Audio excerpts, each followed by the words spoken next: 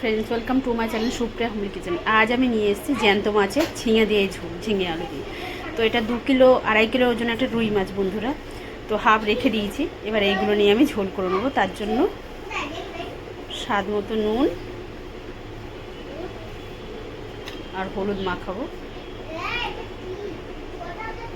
মাখিয়ে পরে ফিরছি। তো বন্ধুরা দেখুন, মাছটা আমি ম্যারিনেশন করেছি, মাখিয়ে রেখেছি। আর এখানে আমি কড়াইতে তেলও দিয়ে দিয়েছি, কড়াইটা গরমও হয়ে গেছে। তো এবার আমি আগে মাথা দুটো ভেজে নেব। না, আগে মাথা একটু ভেজে ফিরছি। তো দেখুন বন্ধুরা, আমার মাছ সব ভাজা হয়ে গেছে। এই দেখুন, সব ভাজা করে করে তুলে রেখেছি। এবারে লেজাটাও তুলে নেবো। লেজাটা তুলে নেব। এবার আমি এই তেলের মধ্যে আলুটা ভেজে নেব। গ্যাসটা পুড়ে গেছে, ধোয়া ধোয়া উঠছে।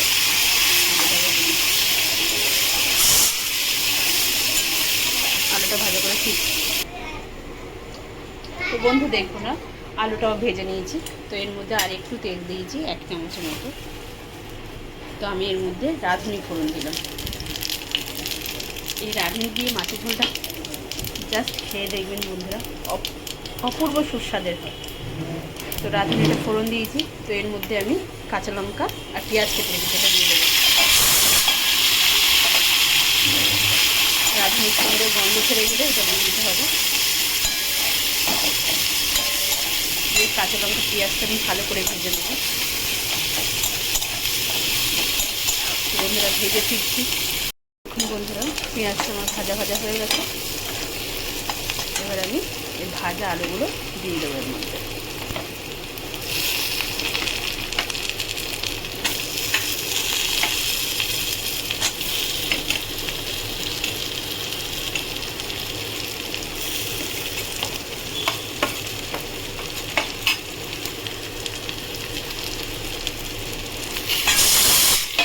ভাজা আলুগুলো দিয়ে দিই, ভালো করে একটু ভেজে দেবো।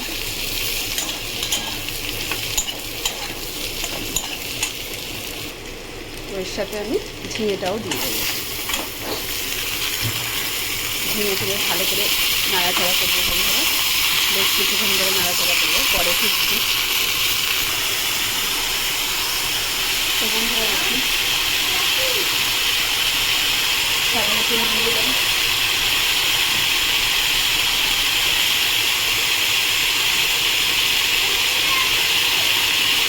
হলুদ দিয়ে দিলাম 1 চামচের মতো।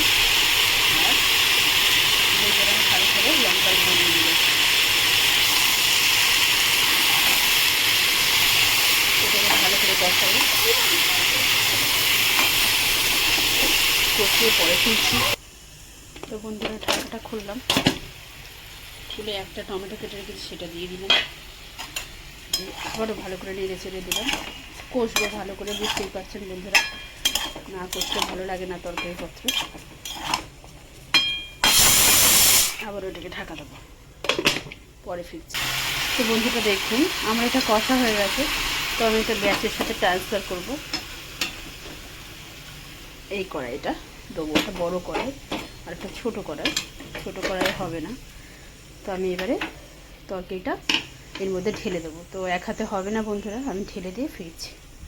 তো বন্ধুরা দেখুন, আমি এই গরম জলে তরকারিটা ঢেলে দিলাম। ওই দিকের গ্যাসটা জ্বালিয়ে গরমটা, ওই জলটা গরম করে নিয়েছি। তরকারিটা ঢেলে দিলাম, ফুটুক, ফিরছি। তো দেখুন বন্ধুরা, তরকারিটা টকবকে ফুটে গেছে। তো আমি এর মধ্যে মাছ ভাজাগুলো ছেড়ে দেবো এবার আস্তে আস্তে। আগে মাথাটা লেজাটা দিয়ে দিই, তারপর কিছুক্ষণ পরে ওই মাছগুলো দেবো। এইগুলো ফুটে যায়, তারপরে কিছুক্ষণ পরে ওই মাছগুলো দেবো। তো বন্ধুরা দেখুন, এবার একে একে আমি সব মাছগুলো দিয়ে দেবো।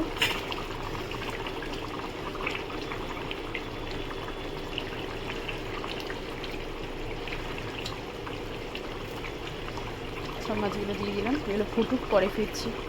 তো বন্ধুরা দেখুন, আমার মাছের ঝোল রেডি হয়ে গেছে। তো আপনারা ট্রাই করবেন। মাছগুলো এভাবে উল্টে দিই। এত বড় জ্যান্ত মাছ, ঝোল খেতে খুবই ভালো লাগবে বন্ধুরা। আর এর মধ্যে এবার একটু ধনেপাতা দিয়ে দেবো।